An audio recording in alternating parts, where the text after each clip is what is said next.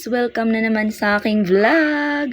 So for today's video naman guys, ay kami nga ay nagpe-prepare na kasi kami ay uuwi na. Tapos na kami mamiesta guys. Charot lang. So ayan, pinatila nga namin yung ulan kasi hindi kami makaalis-alis dahil nga sa lakas ng ulan. So since nag-stop na siya, nag-stop na yung ulan, so kami ay aalis na. Kami ay uuwi na. Charot. Pero dito kami dadaan from Katarman to Alin. Diba? So magro-road trip na naman kami. So ito na nga guys, nagbibiyahe na naman kami, continue na naman. So ayan, nasa daanan na naman ang aking vlog. So parang sa daanan lang din magtatapos ang vlog na to. Hindi naman guys. So ayan, vlog na naman tayo kasi sayang yung opportunity kasi minsan lang tayo makapunta ng Northern Samar.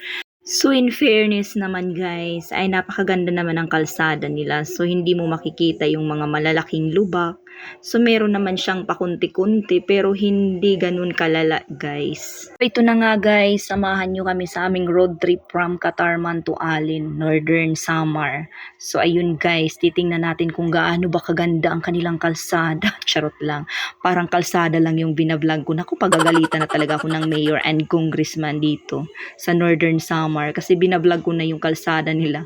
Pero hay naku guys, in fairness, maganda yung kalsada nila sa nakikita ko. Walang gaanong lubak. Kung may lubak man ay konti lang.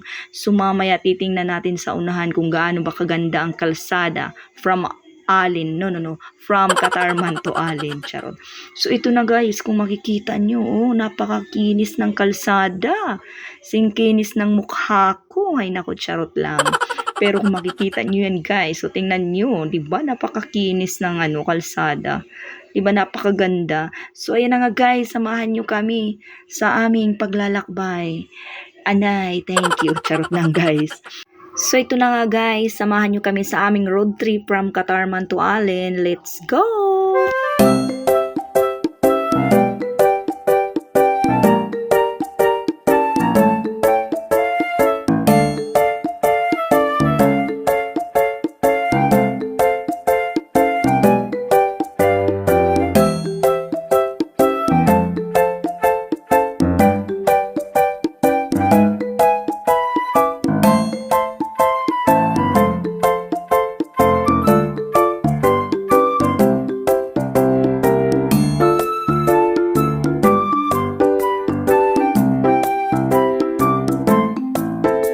So finally nga guys, kami na nga ay nakarating dito sa isang beach dito sa Alin, Northern Samar.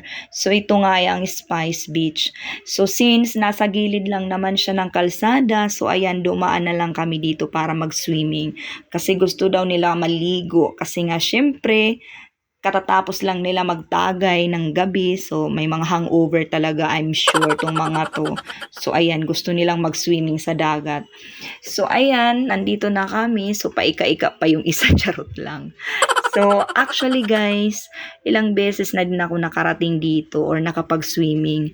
Siguro mga 3 times na guys.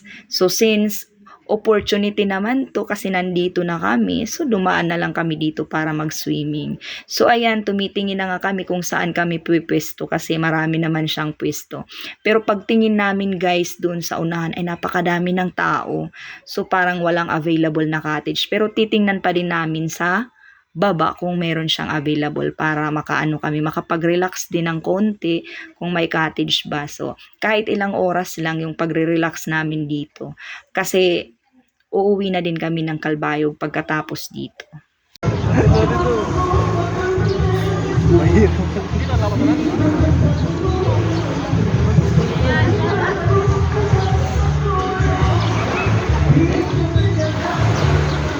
Kaway-kaway kayong mga pare-mare.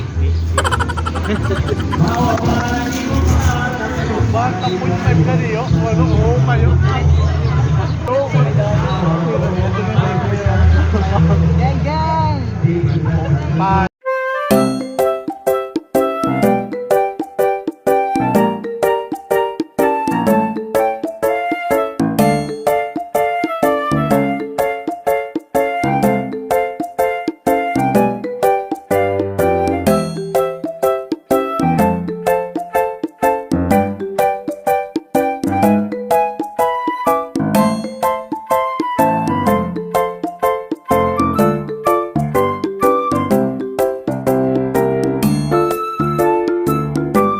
So dito nga guys, nagtatapos ang aking part 2 ng aking vlog, ang aming biyaheng Northern Samar. So ayun guys, sa mga hindi pa naka-follow ng aking page, please follow Rainon Vlogger. Salamat sa manunood. I love you all. Bye bye!